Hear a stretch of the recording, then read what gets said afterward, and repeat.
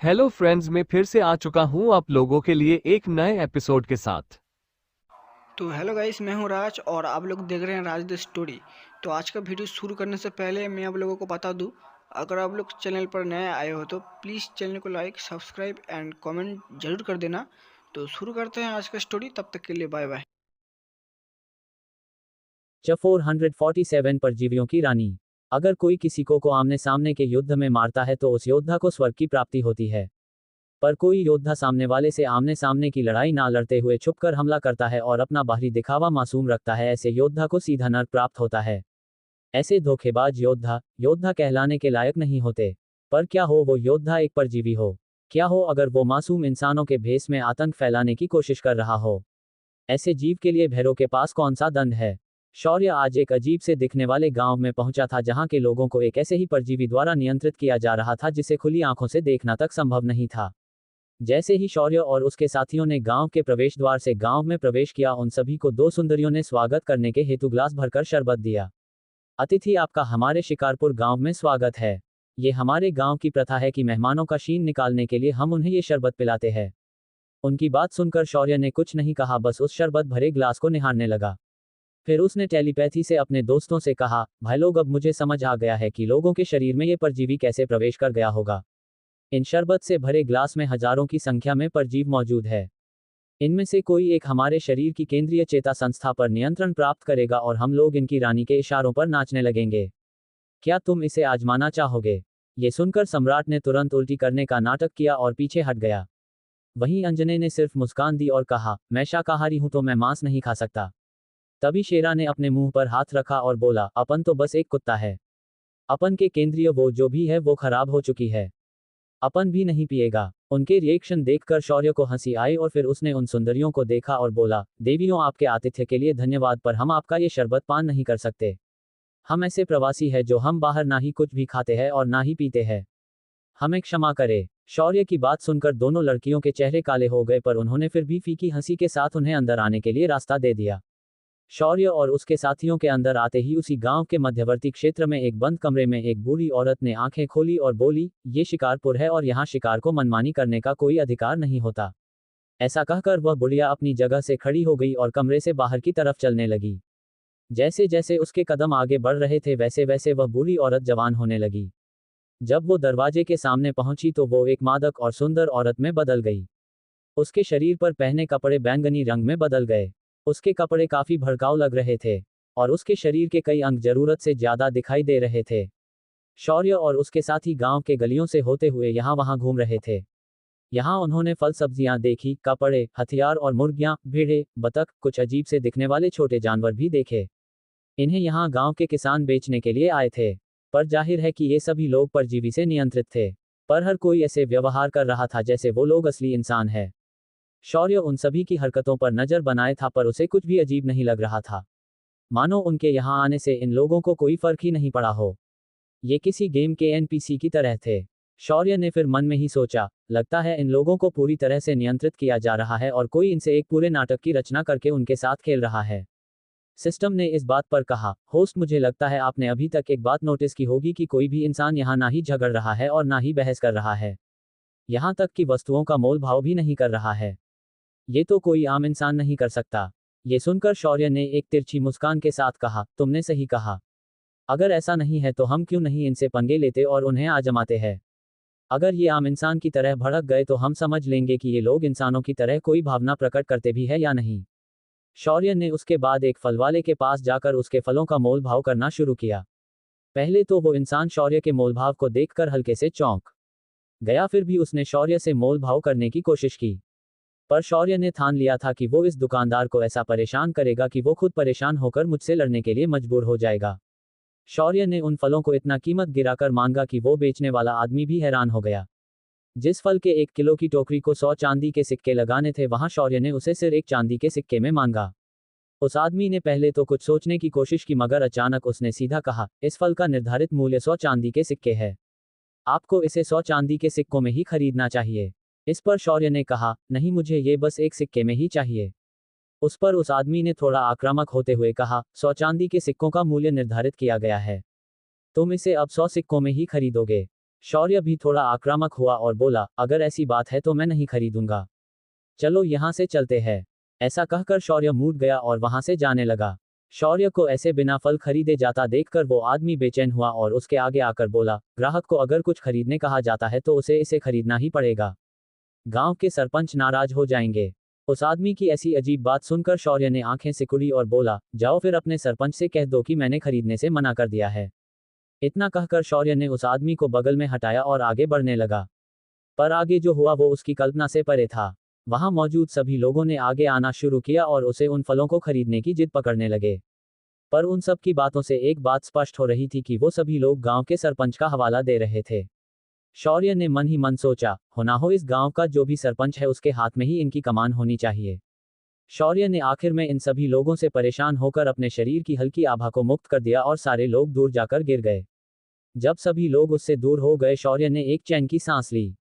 तभी शौर्य को एक दैवीय स्तर की आभा गांव के मध्यवर्ती क्षेत्र से महसूस हुई और कुछ ही पलों में वहां उड़कर गिरे हुए लोग वापस उठकर बैठने लगे।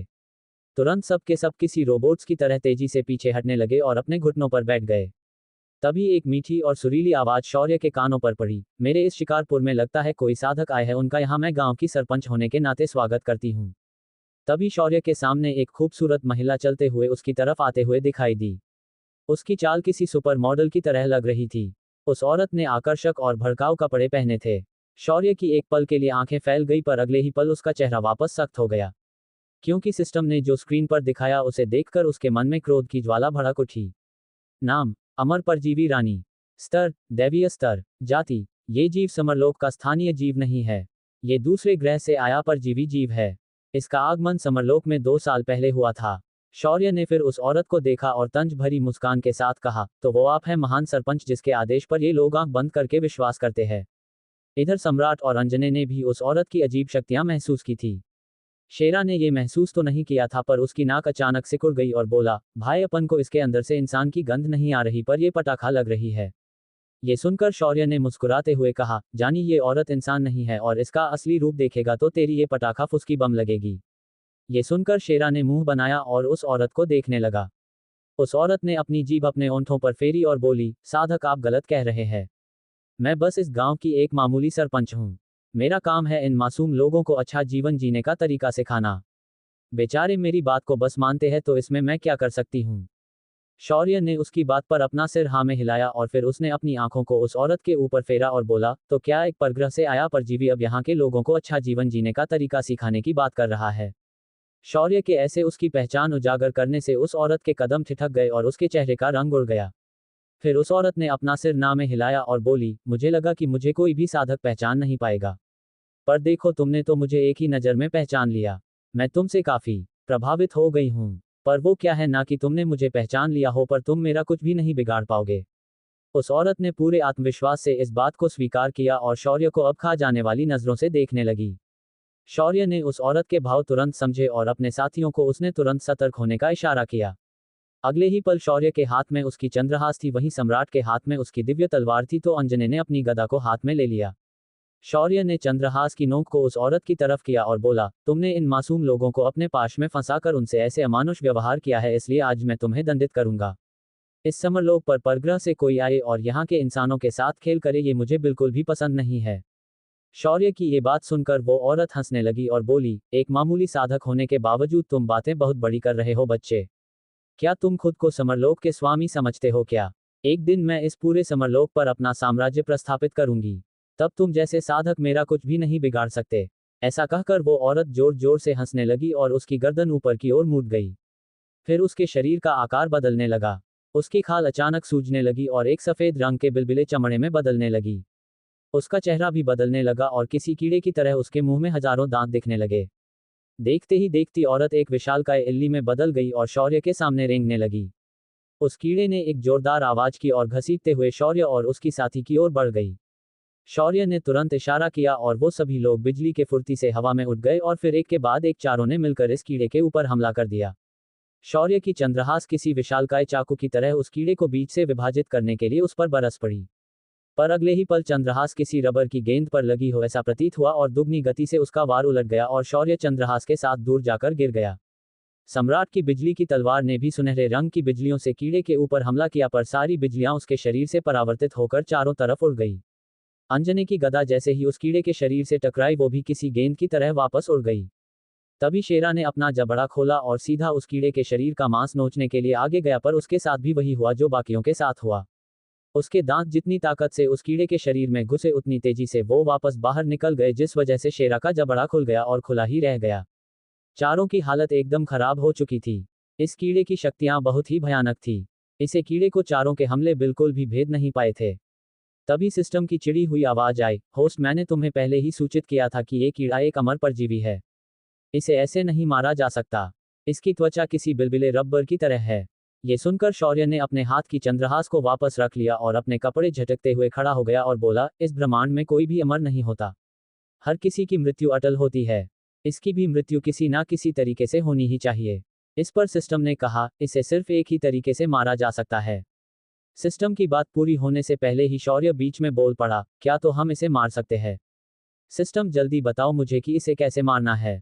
शौर्य की इतनी उत्साहित आवाज को सुनकर सिस्टम ने इस बात का थोड़ा फायदा लेने की सोची और बोली, इस कीड़े को मारना इतना भी मुश्किल नहीं है, पर वो क्या है कि मुझे इस बार कार्बोनेटेड कोल्ड ड्रिंक्स पीने की इच्छा हुई है। अगर तुम मुझे ऐसी ड्रिंक देने का वचन देते हो तो मैं आपको अवश्य मदद करूंगी। शौर्य ने सिस्टम की बात सुनी तो मन ही मन उसने कहा, मौका परस्त सिस्टम, तुम ऐसे संकट की घड़ी में भी मुझसे अपना काम निकलवाना चाहती हो। ठीक है बेटा, बस इस कीड़े से पीछा छुड़ा लूं, उसके बाद मैं तुम्हारी खातिरदारी अच्छे से करूंगा। शौर्य ने ऐसा कहा और मुस्कुराकर बोला, सिस्टम, तुम इस बात की चिंता मत करो। इस कीड़े को ठिकाने लगाते ही मैं तुम्हारे लिए दुनिया की सबसे खास कोल्ड ड्रिंक बनाकर तुम्हें पिलाऊंगा। शौर्य की हामी मिलते ही सिस्टम के चेहरे पर एक मुस्कान तैर गई। फिर सिस्टम ने गला साफ किया और बोली, होस्ट, इस कीड़े के प्राण इसके इस आवरण में बसते हैं। आपको बस इस आवरण को नुकसान पहुंचाना है।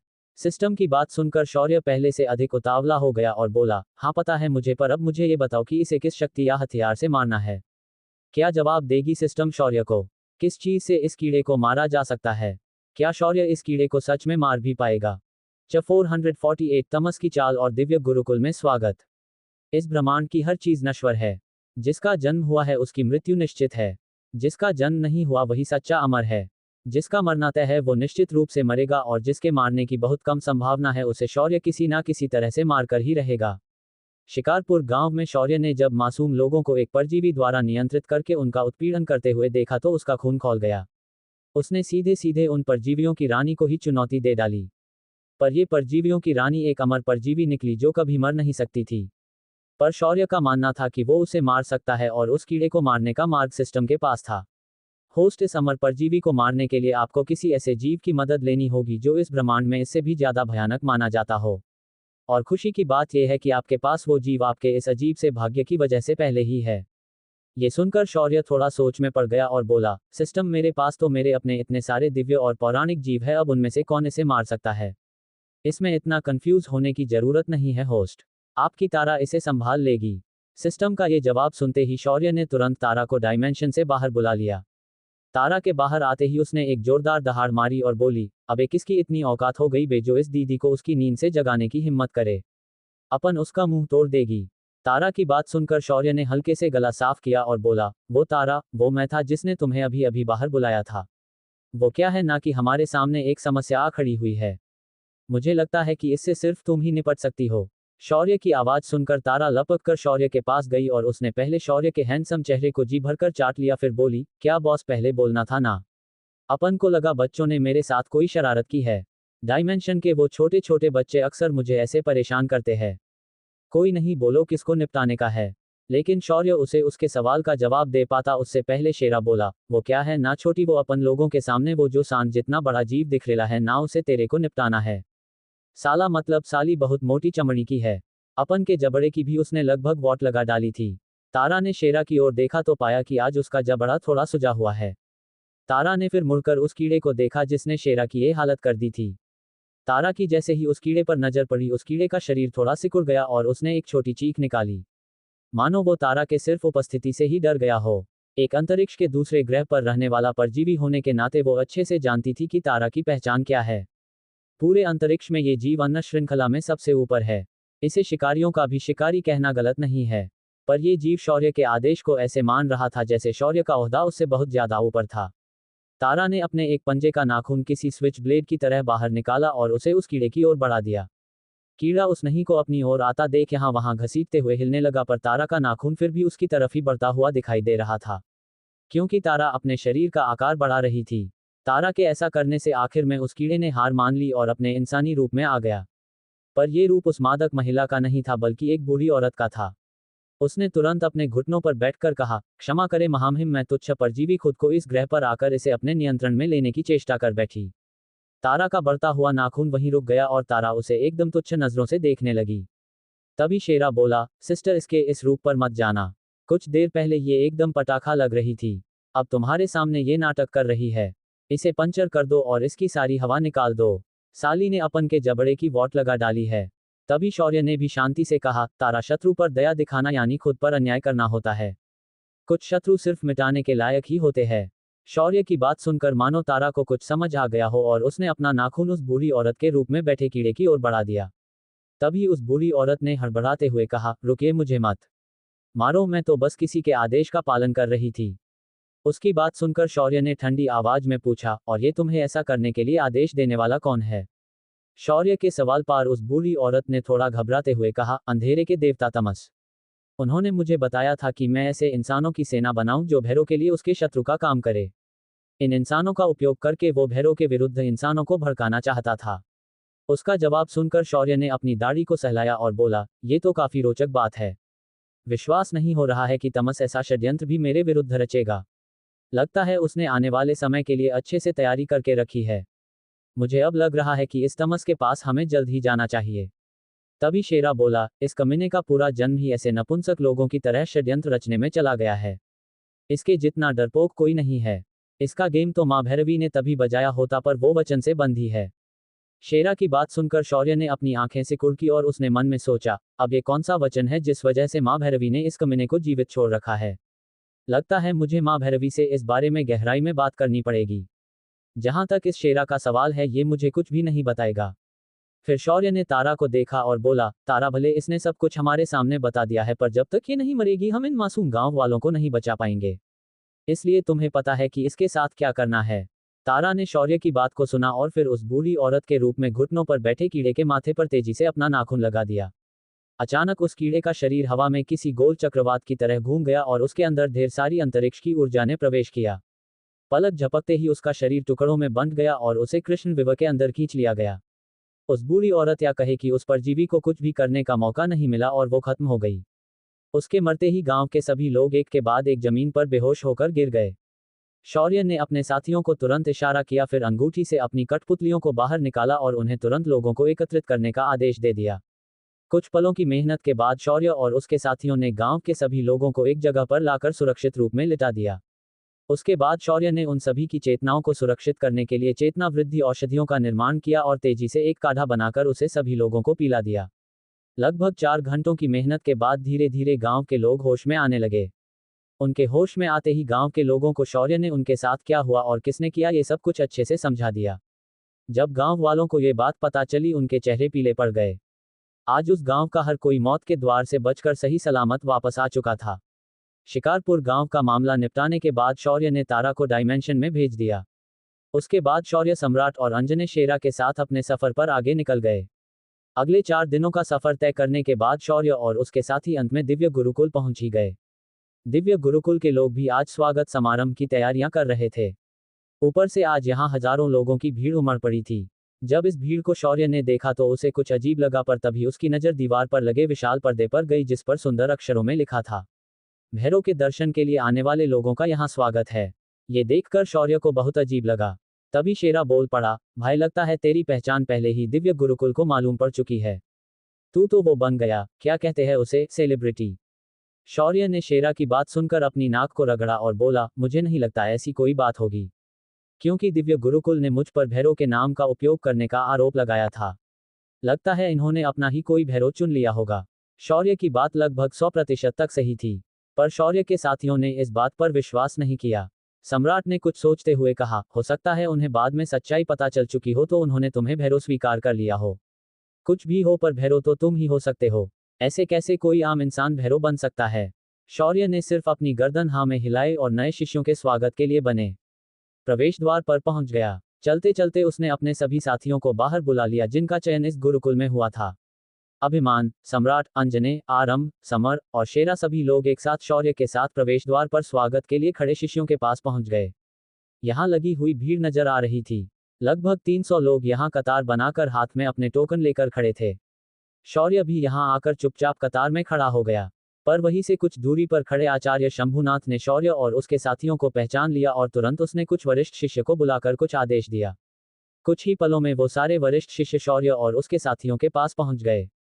गुप्त कुल की प्रतियोगिता से चुने गए शिष्यों के लिए यहाँ कतार में खड़े रहने की आवश्यकता नहीं है। आपके लिए प्रवेश की अलग से व्यवस्था की गई है।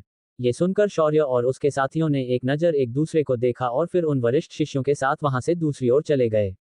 उन वरिष्ठ शिष्यों ने शौर्य और उसके साथियों को अपने साथ लिया और सीधा प्रवेश द्वार से अंदर चले गए। उन्हें ऐसे बिना कतार में खड़े अंदर जाते देख वहां आए कई योद्धाओं ने इस पर आपत्ति जताने की कोशिश की। ये क्या तरीका है? आप ऐसे कैसे किसी को बिना कतार के अंदर प्रवेश दे सकते हैं? ये अन्याय है। तभी एक और लड़के ने आवाज बढ़ाते हुए कहा, दिव्य गुरुकुल में भी भ्रष्टाचार पहुंच गया है लगता है। ये क्या तरीका है? पर तभी एक लड़के ने शौर्य और उसके साथियों के कंधों पर लगे निशान को देखा और बोल पड़ा, चुप हो जाओ सब लोग। अगर तुम्हें मरने की इतनी जल्दी है तो ही उनके विरुद्ध कुछ बोलो। वो सभी योद्धा अग्निकुल के लग रहे हैं। अगर तुम्हें मालूम नहीं हो तो गुप्त कुल के मुकाबले में इन्हीं लोगों ने तबाही मचाई थी। उस लड़के की बात सुनकर सभी ने एक गहरी सांस खींची। इसका कारण बहुत आसान था क्योंकि गुप्त कुल के मुकाबले के बाद इस अग्निकुल के लोगों ने क्या किया था ये बात तो पूरा समरलोक अब जानता था। वहां खड़े लोगों को अचानक पसीना छूट गया। तभी शौर्य चलते चलते रुका और उसने एक नज़र कतार में खड़े लोगों पर डाली। शौर्य की नज़र पड़ते हुए पूरी कतार एक कदम पीछे हट गई। शेरा ने तभी ताना मारते हुए कहा, क्या भाई अब तुम बच्चों को डराने लगे हो? शौर्य जो इन लोगों को डराने पर खुश था अचानक लड़खड़ा गया और बोला, क्यों? तुम भूल गए क्या कि मैं भी तो बच्चा हूं और उन सब से छोटा हूं मैं। इस पर सभी साथियों ने शौर्य का मजाक उड़ाते हुए हंसना शुरू किया। यहां तक कि शौर्य के अंदर से भी किसी के हंसने की आवाजें आई। शौर्य का मुंह फूल गया। चलते चलते वरिष्ठ शिष्य और शौर्य के बाकी साथी एक विशाल ताम्हन वृक्ष के नीचे आकर रुक गए। ये पूरा पेड़ हल्के गुलाबी रंगों के फूलों से भर चुका था। उसकी एक गुलाबी खुशबू हर तरफ फैल चुकी थी। तभी असमान से आचार्य शंभुनाथ वहां उतर गए। उन्होंने आते ही चेहरे पर चौड़ी मुस्कान लिए कहा, अग्निकुल के शौर्य और उसके साथियों का दिव्य गुरुकुल में स्वागत है। अब यहाँ से आप सभी के रास्ते अलग हो जाते हैं। आपको अपने अपने विभागों में जाकर अपने वस्त्रों को धारण करना है जो आपको वहां मिल जाएंगे। उसके बाद दोपहर के समय आप सभी को गुरुकुल के स्वागत समारोह के लिए मैदान में उपस्थित होना है। शंभुनाथ की बात सुनकर शौर्य और उसके साथियों ने सिर्फ हाँ में गर्दन हिलाई और उन वरिष्ठ शिष्यों के साथ अलग अलग विभागों की तरफ निकल गए। शौर्य और सम्राट भी मिलकर निशस्त्र कला के विभाग की जाने लगे पर तभी शंभुनाथ ने सम्राट से कहा, विद्युत सम्राट अब जब ये आपका दूसरा जन्म है और आप पहले ही अपनी प्रतिभा को प्रस्थापित कर चुके हैं तो दिव्य गुरुकुल आपको वरिष्ठ आचार्य का पद सौंपना चाहता है। आप अगर यहाँ के शिष्य बनेंगे तो कल्याण ऋषि का ये घोर अनादर होगा। शंभुनाथ की ये बात सुनकर सम्राट ने एक बार शौर्य को देखा फिर शंभुनाथ को देखते हुए उसने कहा, ओ तो आपको मेरी पहचान पता चल चुकी है। मैं फिर आपका ये वरिष्ठ आचार्य बनने का प्रस्ताव स्वीकार करता हूँ। फिर तो मेरा मार्गदर्शन आपको ही करना पड़ेगा। इस पर शंभुनाथ पूरे आदर के साथ सम्राट को अपने साथ चलने का न्योता दे दिया। पर तभी एक आवाज शंभुनाथ के कानों पर पड़ी, चाचा भूल गए क्या अपन को? अपन भी सारणी विभाग का आचार्य बनना चाहता है। अपन को कौन उधर लेकर जाएगा? शेरा की बात सुनकर शंभुनाथ ठिठक गया और फिर माथे पर बल लिए उसने एक नज़र शेरा को देखा। फिर एक वरिष्ठ शिष्य से बोला, हमारे बाहरी सारणी विभाग में इनका शिष्य की तौर पर दाखिला करवा दो। ये भले दिखने में कुत्ते हैं पर इनकी प्रतिभा सारणी विभाग के आचार्य से बेहतर है। पर हमारे पास इनकी इस प्रतिभा का सही आकलन नहीं है तो फिलहाल इन्हें भी शिष्य के रूप में दाखिला करवा दो। इतना कहकर शंभुनाथ वहां एक पल भी नहीं रुका और वहां से चला गया। जो शिष्य शौर्य को निशस्त्र युद्धकला के पहाड़ की ओर लेकर जा रहा था उसके चेहरे पर पसीना आने लगा था। पहाड़ के आधे रास्ते को पार करने के बाद वो शिष्य तुरंत रुक गया और उसने एक और छलांग लगाई। अगले ही पल उस शिष्य के पैरों के छाप जहां थे वहां जमीन पर एक सारणी प्रकट हुई और लंबी सुनहरी संकलियां जमीन से बाहर निकली और उन्होंने पलक झपकते ही शौर्य को जकड़ लिया। ये क्या हो गया था शौर्य के साथ? क्या ये दिव्य गुरुकुल की कोई साजिश थी? क्या शौर्य के साथियों के साथ भी ऐसा ही कुछ हुआ था? 449 शौर्य का आरोप पत्र। किसी भगवान को अगर उसका भक्त पहचानने से ही इनकार करे और कहने लगे कि मेरा भगवान तो वो पत्थर ही है, या मेरा भगवान ऐसा ही दिखता है और तुम जो हो वो भगवान नहीं हो, तो क्या भगवान को अपने आप को पत्थर बनाना पड़ेगा ताकि भक्त खुश हो जाए? ऐसा हो भी जाता पर भक्त भी उसके लायक होना चाहिए। एक नालायक भक्त भगवान से कहे कि तुम भगवान ही नहीं हो, फिर भी उसके लिए भगवान ने कई चीजें अपनी पहचान के लिए बताई हो, तो भी अगर आपका भक्त ना माने तो उस भक्त को भगवान ने अपने पास बुला लेना चाहिए। शौर्य और उसके साथियों का प्रवेश दिव्य गुरुकुल में हो चुका था। शंभुनाथ ने आते ही सभी को उनकी योजना के हिसाब से अलग अलग विभागों में भेज दिया। उसके बाद शौर्य को निशिष्ट विद्या विभाग में भेजने के बहाने एक तरफ ले जाया गया और सारणी को सक्रिय कर दिया। उस सारणी की वजह से शौर्य को सुनहरी जंजीरों ने जकड़ लिया और शौर्य वहीं का वहीं कैद हो गया। जब शौर्य को पता चला कि उसके साथ क्या हो रहा है, उसने पहले इससे छुटने की कोशिश की, मगर तभी उसके सामने 5 अंतर्गत गुरुकुल के वरिष्ठ आचार्य प्रकट हो गए। उन सबसे आगे जो बूढ़ा था उसका नाम था गजेंद्र। उसने आते ही शौर्य को देखकर कुटिल मुस्कान दी और कहा, तो आखिर तुम हमारे पकड़ में आ ही गए बच्चे। इतनी कम उम्र में इतनी उच्च प्रतिभा तो काफी सराहनीय है, पर क्या करे, आज के बाद ये प्रतिभा काल के चक्र में डूब जाएगी। ले चलो इसे। उसके आदेश पर वह सारणी जाल हवा में उठ गया और शौर्य को लेकर वहां से सभी उड़कर दूसरी तरफ चले गए। इन सभी बातों से बिल्कुल अनजान शौर्य के साथी अपने अपने विभाग में पहुंच गए। उनकी बहुत अच्छी अवभगत हुई और उन्हें गुरुकुल के विशेष कपड़े दिए गए और उन्हें विशेष शिष्य के रूप में वहां से मैदान में लाया गया। वैसे तो दिखने में बाहर से दिव्य गुरुकुल 8 पहाड़ों की श्रृंखला में बसा था, पर इन पहाड़ों के बीचों बीच जो मैदान था ये असल में इस गुरुकुल का हृदय था, क्योंकि यहाँ इस गुरुकुल का भविष्य आकार लेता था। चारों तरफ से 8 पहाड़ और उन पर स्थित विभाग की इमारतें और हरे भरे पेड़ पौधों से ये जगह स्वर्ग से कम नहीं थी। ऊपर से इस जगह आध्यात्मिक ऊर्जा को केंद्रित करने वाली वास्तुशास्त्रीय नैसर्गिक रचना थी, जिस वजह से इस जगह पर बड़े पैमाने पर आध्यात्मिक ऊर्जा एकत्रित हो रही थी। इन 8 पहाड़ों के बीच बने मैदान को आज अखाड़े का रूप दिया गया था। इस विशाल मैदान के चारों ओर आज भीड़ बनी हुई थी, जिसकी संख्या हजारों से अधिक थी। अखाड़े की रचना भी एक खास तरह से बनाई गई थी। गुरुकुल के शिष्यों के लिए आधा हिस्सा बैठने के लिए आरक्षित था, उसके आधे हिस्से में सामान्य लोग बैठने वाले थे। अखाड़े में एक विशेष अतिथि कक्ष भी बना हुआ था, जहां विशेष साम्राज्यों के सम्राट, शासक या गुरुकुल प्रमुख आकर बैठने वाले थे। वहीं अखाड़े के बीच आज 2 मंच बने थे। एक मंच एक बगल में बना हुआ था, जहां एक विशाल कुर्सी रखी थी और उसके बगल में छोटी कुर्सियां रखी गई थी। वहीं दूसरा मंच जो बीच में बना था इस वक्त खाली था। गुरुकुल के सभी छात्र जब मैदान में दाखिल हुए तो उनके पीछे सामान्य लोग भी अंदर आकर बैठ गए।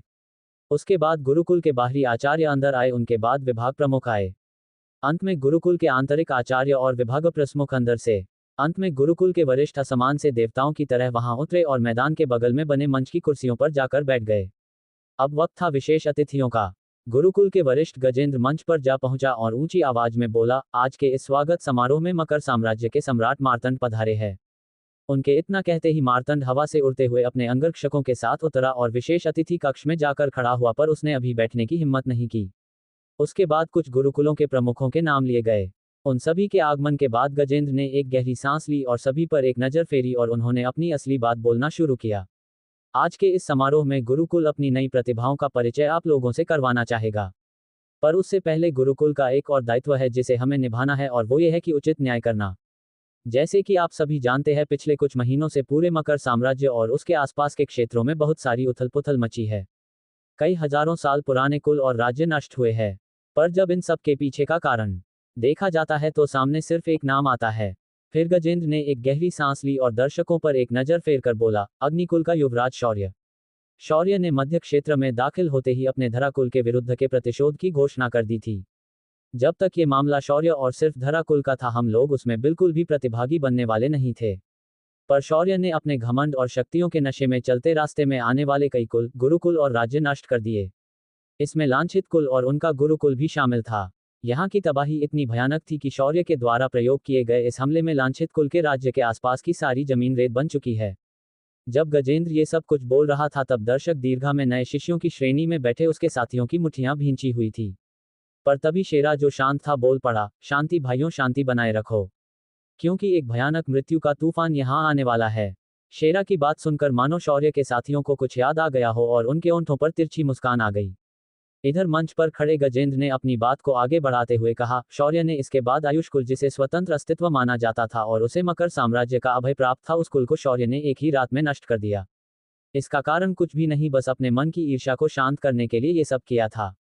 गजेंद्र ने फिर अपनी कमर से एक आदेश पत्र निकाला और बोला, गुप्त कुल के मुकाबले के बाद दिव्य गुरुकुल ने जैसे वचन दिया था मकर साम्राज्य को कि हम शौर्य के इन हत्याओं की जांच करेंगे और अगर वो इसमें दोषी पाया जाता है तो हम उसे दंडित करेंगे। उसके बाद हमने इन सभी मामलों की जांच की, पर जब हम ये सब इस 1 महीने के अवधि में कर रहे थे उस दौरान भी शौर्य शांत नहीं बैठा और उसने बाहरी साम्राज्य की शक्तियों को मकर साम्राज्य के अंदर बुलाकर धराकुल पर आक्रमण कर दिया और लाखों की सेना को उसने युद्ध से पहले ही छल और कपट से मार दिया। उसके साथ ही उसने धराकुल का अंत कर दिया। इतना कहने के बाद गजेंद्र की आवाज थोड़ी कांप गई और फिर उसने आगे कहा, इसी युद्ध के दौरान जब पातालपुरी के युवराज रूपक शौर्य को ऐसा करने से रोकने आए थे उन्हें भी शौर्य ने मायावी अस्त्रों से मार दिया। पर शौर्य की हिंसा यही नहीं रुकी। उसने उसके बाद दामिनी कुल में जाकर विद्युत सम्राट को दामिनी कुल को नष्ट करने में मदद की। लेकिन इतना कहने के बाद गजेंद्र की आवाज थोड़ी बदल गई और बोला, ये विद्युत सम्राट का अपना व्यक्तिगत मामला था, पर यहाँ भी शौर्य ने निर्दोष ध्वनि कुल की प्रमुख दिव्या नारंग को मार दिया। फिर गजेंद्र ने अपने एक हाथ को उठाया और आवाज को तीक्ष्ण करते हुए बोला, गुरुकुल को लगता है कि शौर्य किसी दानव से कम नहीं है। उसे खून की प्यास लगी रहती है। ऊपर से दिव्य गुरुकुल की बर्दाश्त की हद तो तब हुई जब शौर्य ने खुद को भैरव बताया। वो खुद को समारलोक का स्वामी भैरव समझने की चेष्टा करता है। हमारे आराध्य का ऐसा अपमान दिव्य गुरुकुल बिल्कुल भी स्वीकार नहीं करेगा। अंत में गजेंद्र ने दोनों हाथों को हवा में उठाया और लोगों को आवाहन करते हुए बोला, ऐसे वशी खूनी दरिंदे को दिव्य गुरुकुल बिल्कुल बर्दाश्त नहीं कर सकता और इसीलिए हमने आज शौर्य को मृत्युदंड देने के लिए यहाँ बुलाया है। हमने उसे आज ही कैद कर लिया है। उसके कहने के बाद उपस्थित लोगों ने चिल्लाते हुए एक स्वर में कहना शुरू किया, उसे मृत्युदंड दो, उसे मृत्युदंड दो। तभी गजेंद्र ने लोगों को थोड़ा शांत रहने का इशारा किया और अपनी बात को आगे बढ़ाते हुए कहा, तो समरलोक के महान वासियों में इस दंड प्रक्रिया को पूर्ण करने से पहले यहाँ हमारे एक खास अतिथि को बुलाना चाहूंगा। जोरदार तालियों से स्वागत कीजिए पातालपुरी के सर्व सम्राट पुलकित का। इतना कहते ही आसमान में एक दरवाजा खुला और उसके अंदर से पुलकित हवा में तैरता हुआ नीचे आ गया। उसकी शक्तियों की आभा इतनी मजबूत थी कि वहां उपस्थित लोगों का दम घुटने लगा। सिर्फ अंजने और शेरा को छोड़कर सभी लोग तुरंत दबाव के कारण अपने अपने जगह पर झुक गए। जब पुलकित ने देखा कि उसकी शक्तियों का असर सभी पर हुआ है शिवाय अंजने और शेरा के, तो उसकी आंखें छोटी हो गई और वो घूरकर उन दोनों को देखने लगा। शेरा ने तभी एक छींक मारी और उसका आसपास के लोगों पर बना शक्तियों का दबाव कांच की तरह बिखर गया और अचानक खून का एक थक्का पुलकित के गले में आ गया। उसे उल्टी होने वाली थी और वो लड़खड़ा गया। उसने अपने सीने पर हाथ रखा और अपने इस अंदरूनी जख्म को उसने रोक लिया और झूठी मुस्कान दिखाते हुए उसके लिए बनाए सिंहासन पर जाकर बैठ गया। इधर शेरा ने नाक को रगड़ते हुए कहा, कुछ लोगों की मौत उन्हें सप्त सागर पार से यहाँ बुला लाती है। बड़े ही खेद की बात है। अंजने ने भी अपना सिर हाँ में हिला दिया। उसी वक्त मैदान में सारणी विभाग का प्रमुख वरिष्ठ सुशील पीछे से आया और उसने आकर हवा में कुछ मुद्राएं बनाई। उसके साथ ही मैदान के हर तरफ एक अदृश्य ऊर्जा की दीवार बन गई। इस दीवार ने अखाड़े के अंदर का मंच और लोगों को अलग कर दिया। तभी गजेंद्र ने आगे कहा, तो लोगों, अब मैं हमारी गुरुकुल प्रमुख को यहाँ आमंत्रित करता हूँ। उसके इस उद्घोषणा के बाद आसमान से गुलाबी कपड़े पहनी चांदी के बालों वाली एक खूबसूरत महिला नीचे उतरने लगी। उसकी आंखें गहरे समुद्र की तरह थी। उसके माथे पर तेज था और उसकी साधना सम्राट पुलकित से थोड़ी कम थी। सभी दर्शकों की नजरें अब उसकी खूबसूरती निहारने पर ही बनी थी। पर एक बात जो अलग थी और वो थी गुरुकुल प्रमुख के माथे पर बना धरातत्व का निशान। ये धराकुल का निशान नहीं था, उससे अलग था। ये एक तत्व का प्रतिनिधित्व करता था। इसका रंग भूरा था, बिल्कुल मिट्टी की तरह, और इसके अंदर से एक चमक निकल रही थी। दिव्य गुरुकुल की प्रमुख किसी स्वर्गीय देवी की तरह पवित्र और शांत लग रही थी। पर उसके भावहीन चेहरे को देखकर सारा मूड खराब हो जाता। गुरुकुल प्रमुख ने सबसे पहले अपना परिचय दिया। समरलोक के निवासियों को मेरा यानी मां भैरवी की तृतीय शिष्या गागी का प्रणाम। मैं आप सभी का यहाँ स्वागत करती हूँ। आज आप सभी को साक्षी मानकर मैं आप सभी के सामने उस नराधम खूनी को पेश करती हूँ जिसने लाखों लोगों का कत्ल किया है। गागी ने उसके बाद अपने हाथ से इशारा किया और अगले ही पल एक सारणी बंद हवा में प्रकट हुआ। उसके ऊपर धीरे धीरे शौर्य की आकृति प्रकट हुई। शौर्य इस वक्त जंजीरों में बंधा हुआ था, पर उसका हैंडसम चेहरा एकदम शांत था। वो किसी कहानी के हैंडसम विलेन से कम नहीं लग रहा था। शौर्य ने वहां आते ही सबसे पहले गुरुकुल प्रमुख को अपनी आंखों से देखा और उसकी आंखें उस निशान पर कुछ देर के लिए ठहर गई। शौर्य की नजरों को अपने चेहरे पर ऐसे रुकी हुई देखकर गागी थोड़ा सहम गई। पर शौर्य ने उसके बाद अपनी नजरें फेर ली और अपने साथियों की तरफ देखने लगा। शौर्य को ऐसे जंजीरों में बंधा देखकर सम्राट और बाकी लोग तुरंत उठने वाले थे, पर तभी अंजने ने कहा, कोई चिंता का विषय नहीं है। ये जंजीरें पहले ही अंदर से खोखली हो चुकी है और वो शौर्य के नियंत्रण में है। ये सुनकर उसके साथी तुरंत कोई हरकत करने की बजाय चुपचाप नीचे बैठ गए। शेरा ने शौर्य को देखा तो चिल्लाते हुए बोला, भाई तेरा छठा घर तो बसने से पहले ही उजड़ गया। ये सुनकर सभी लोग शेरा को अजीब नजरों से देखने लगे, पर शौर्य उसकी बात सुनकर हंसते हुए बोला, सही कहा तुमने, कुछ अकल के अंधे अभी भी बच गए हैं। कोई बात नहीं, इस बार मैं इस घर के भेदी को ऐसा दंड दूंगा कि 7वां और 8वां घर बसाने के वक्त वो छठे की हालत पर विचार करेंगे।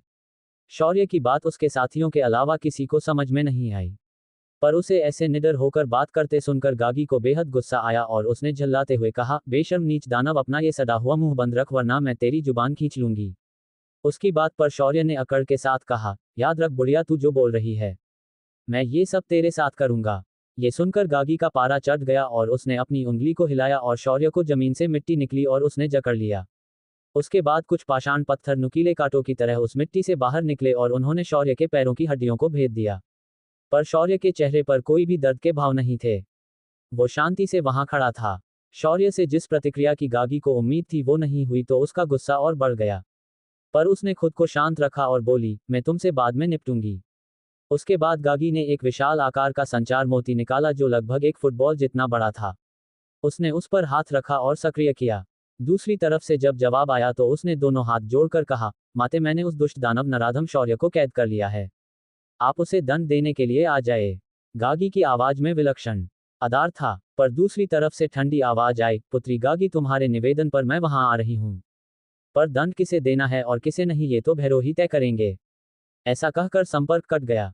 गागी ने उसके बाद सभी लोगों की तरफ देखा और ऊंची आवाज में बोली, आज मेरी गुरु माँ भैरवी यहां आने वाली है, उससे पहले मैं आप सभी से हमारे नए भैरव से मिलवाना चाहूंगी।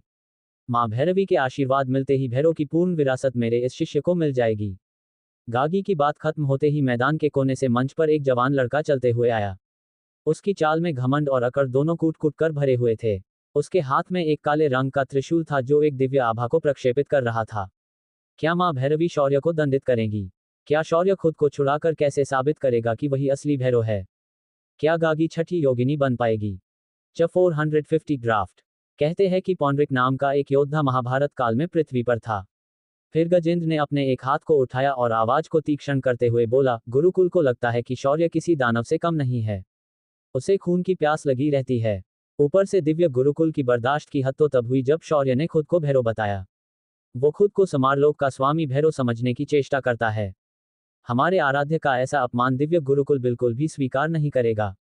अंत में गजेंद्र ने दोनों हाथों को हवा में उठाया और लोगों को आवाहन करते हुए बोला, ऐसे वशी खूनी दरिंदे को दिव्य गुरुकुल बिल्कुल बर्दाश्त नहीं कर सकता और इसीलिए हमने आज शौर्य को मृत्युदंड देने के लिए यहाँ बुलाया है। हमने उसे आज ही कैद कर लिया है। उसके कहने के बाद उपस्थित लोगों ने चिल्लाते हुए एक स्वर में कहना शुरू किया, उसे मृत्युदंड दो, उसे मृत्युदंड दो। तभी गजेंद्र ने लोगों को थोड़ा शांत रहने का इशारा किया और अपनी बात को आगे बढ़ाते हुए कहा, तो समरलोक के महान वासियों, मैं इस दंड प्रक्रिया को पूर्ण करने से पहले यहाँ हमारे एक खास अतिथि को बुलाना चाहूंगा। जोरदार तालियों से स्वागत कीजिए पातालपुरी के सर्व सम्राट पुलकित का। इतना कहते ही आसमान में एक दरवाजा खुला और उसके अंदर से पुलकित हवा में तैरता हुआ नीचे आ गया। उसकी शक्तियों की आभा इतनी मजबूत थी कि वहां उपस्थित लोगों का दम घुटने लगा। सिर्फ अंजने और शेरा को छोड़कर सभी लोग तुरंत दबाव के कारण अपने अपने जगह पर झुक गए। जब पुलकित ने देखा कि उसकी शक्तियों का असर सभी पर हुआ है सिवाय अंजने और शेरा के, तो उसकी आंखें छोटी हो गई और वो घूरकर उन दोनों को देखने लगा। शेरा ने तभी एक छींक मारी और उसका आसपास के लोगों पर बना शक्तियों का दबाव कांच की तरह बिखर गया और अचानक खून का एक थक्का पुलकित के गले में आ गया। उसे उल्टी होने वाली थी और वो लड़खड़ा गया। उसने अपने सीने पर हाथ रखा और अपने इस अंदरूनी जख्म को उसने रोक लिया और झूठी मुस्कान दिखाते हुए उसके लिए बनाए सिंहासन पर जाकर बैठ गया। इधर शेरा ने नाक को रगड़ते हुए कहा, कुछ लोगों की मौत उन्हें सप्त सागर पार से यहाँ बुला लाती है। बड़े ही खेद की बात है। अंजने ने भी अपना सिर हाँ में हिला दिया। उसी वक्त मैदान में सारणी विभाग का प्रमुख वरिष्ठ सुशील पीछे से आया और उसने आकर हवा में कुछ मुद्राएं बनाई। उसके साथ ही मैदान के हर तरफ एक अदृश्य ऊर्जा की दीवार बन गई। इस दीवार ने अखाड़े के अंदर का मंच और लोगों को अलग कर दिया। तभी गजेंद्र ने आगे कहा, तो लोगों, अब मैं हमारी गुरुकुल प्रमुख को यहाँ आमंत्रित करता हूँ। उसके इस उद्घोषणा के बाद आसमान से गुलाबी कपड़े पहनी चांदी के बालों वाली एक खूबसूरत महिला नीचे उतरने लगी। उसकी आंखें गहरे समुद्र की तरह थी। उसके माथे पर तेज था और उसकी साधना सम्राट पुलकित से थोड़ी कम थी। सभी दर्शकों की नजरें अब उसकी खूबसूरती निहारने पर ही बनी थी। पर एक बात जो अलग थी और वो थी गुरुकुल प्रमुख के माथे पर बना धरातत्व का निशान। ये धराकुल का निशान नहीं था, उससे अलग था। ये एक तत्व का प्रतिनिधित्व करता था। इसका रंग भूरा था, बिल्कुल मिट्टी की तरह, और इसके अंदर से एक चमक निकल रही थी। दिव्य गुरुकुल की प्रमुख किसी स्वर्गीय देवी की तरह पवित्र और शांत लग रही थी। पर उसके भावहीन चेहरे को देखकर सारा मूड खराब हो जाता। गुरुकुल प्रमुख ने सबसे पहले अपना परिचय दिया। समरलोक के निवासियों को मेरा यानी मां भैरवी की तृतीय शिष्या गागी का प्रणाम। मैं आप सभी का यहाँ स्वागत करती हूँ। आज आप सभी को साक्षी मानकर मैं आप सभी के सामने उस नराधम खूनी को पेश करती हूँ जिसने लाखों लोगों का कत्ल किया है। गागी ने उसके बाद अपने हाथ से इशारा किया और अगले ही पल एक सारणी बंद हवा में प्रकट हुआ। उसके ऊपर धीरे धीरे शौर्य की आकृति प्रकट हुई। शौर्य इस वक्त जंजीरों में बंधा हुआ था, पर उसका हैंडसम चेहरा एकदम शांत था। वो किसी कहानी के हैंडसम विलेन से कम नहीं लग रहा था। शौर्य ने वहां आते ही सबसे पहले गुरुकुल प्रमुख को अपनी आंखों से देखा और उसकी आंखें उस निशान पर कुछ देर के लिए ठहर गई। शौर्य की नजरों को अपने चेहरे पर ऐसे रुकी हुई देखकर गागी थोड़ा सहम गई, पर शौर्य ने उसके बाद अपनी नजरें फेर ली और अपने साथियों की तरफ देखने लगा। शौर्य को ऐसे जंजीरों में बंधा देखकर सम्राट और बाकी लोग तुरंत उठने वाले थे, पर तभी अंजने ने कहा, कोई चिंता का विषय नहीं है। ये जंजीरें पहले ही अंदर से खोखली हो चुकी है और वो शौर्य के नियंत्रण में है। ये सुनकर उसके साथी तुरंत कोई हरकत करने की बजाय चुपचाप नीचे बैठ गए। शेरा ने शौर्य को देखा तो चिल्लाते हुए बोला, भाई तेरा छठा घर तो बसने से पहले ही उजड़ गया। ये सुनकर सभी लोग शेरा को अजीब नजरों से देखने लगे, पर शौर्य उसकी बात सुनकर हंसते हुए बोला, सही कहा तुमने, कुछ अकल के अंधे अभी भी बच गए हैं। कोई बात नहीं, इस बार मैं इस घर के भेदी को ऐसा दंड दूंगा कि 7वां और 8वां घर बसाने के वक्त वो छठे की हालत पर विचार करेंगे। शौर्य की बात उसके साथियों के अलावा किसी को समझ में नहीं आई, पर उसे ऐसे निडर होकर बात करते सुनकर गागी को बेहद गुस्सा आया और उसने झल्लाते हुए कहा, बेशर्म नीच दानव, अपना ये सड़ा हुआ मुंह बंद रख वरना मैं तेरी जुबान खींच लूंगी। उसकी बात पर शौर्य ने अकड़ के साथ कहा, याद रख बुढ़िया, तू जो बोल रही है मैं ये सब तेरे साथ करूंगा। ये सुनकर गागी का पारा चढ़ गया और उसने अपनी उंगली को हिलाया और शौर्य को जमीन से मिट्टी निकली और उसने जकड़ लिया। उसके बाद कुछ पाषाण पत्थर नुकीले कांटों की तरह उस मिट्टी से बाहर निकले और उन्होंने शौर्य के पैरों की हड्डियों को भेद दिया। पर शौर्य के चेहरे पर कोई भी दर्द के भाव नहीं थे। वो शांति से वहां खड़ा था। शौर्य से जिस प्रतिक्रिया की गागी को उम्मीद थी वो नहीं हुई तो उसका गुस्सा और बढ़ गया, पर उसने खुद को शांत रखा और बोली, मैं तुमसे बाद में निपटूंगी। उसके बाद गागी ने एक विशाल आकार का संचार मोती निकाला जो लगभग एक फुटबॉल जितना बड़ा था। उसने उस पर हाथ रखा और सक्रिय किया। दूसरी तरफ से जब जवाब आया तो उसने दोनों हाथ जोड़कर कहा, माते, मैंने उस दुष्ट दानव नराधम शौर्य को कैद कर लिया है। आप उसे दंड देने के लिए आ जाए। गागी की आवाज में विलक्षण आदर था, पर दूसरी तरफ से ठंडी आवाज आई, पुत्री गागी, तुम्हारे निवेदन पर मैं वहां आ रही हूं, पर दंड किसे देना है और किसे नहीं ये तो भैरव ही तय करेंगे। ऐसा कहकर संपर्क कट गया। गागी ने उसके बाद सभी लोगों की तरफ देखा और ऊंची आवाज में बोली, आज मेरी गुरु मां भैरवी यहां आने वाली है। उससे पहले मैं आप सभी से हमारे नए भैरव से मिलवाना चाहूंगी। मां भैरवी के आशीर्वाद मिलते ही भैरव की पूर्ण विरासत मेरे इस शिष्य को मिल जाएगी। गागी की बात खत्म होते ही मैदान के कोने से मंच पर एक जवान लड़का चलते हुए आया। उसकी चाल में घमंड और अकड़ दोनों कूट कूट कर भरे हुए थे। उसके हाथ में एक काले रंग का त्रिशूल था जो एक दिव्य आभा को प्रक्षेपित कर रहा था। क्या मां भैरवी शौर्य को दंडित करेंगी? क्या शौर्य खुद को छुड़ाकर कैसे साबित करेगा कि वही असली भैरव है? क्या गागी छठी योगिनी बन पाएगी?